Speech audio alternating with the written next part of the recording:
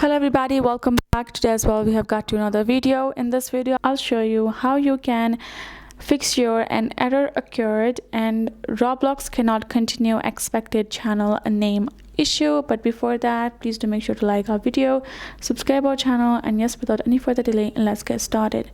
So sometimes that can appear cause of your bad internet connection, or you might just need to reboot or reinstall your app, or you just need to update it.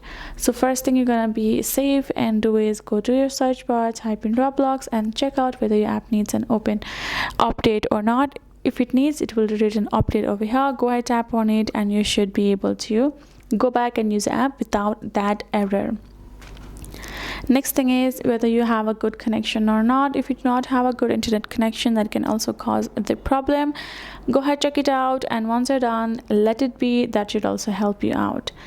Next is simply reinstalling your Roblox app. That will also sometimes help you out because you're simply reinstalling app, re-logging in and everything.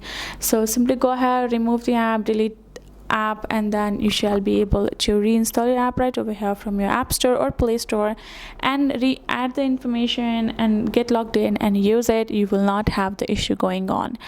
That's basically it. Hope this video helped. Thank you so much for watching. I will see you guys in our next video.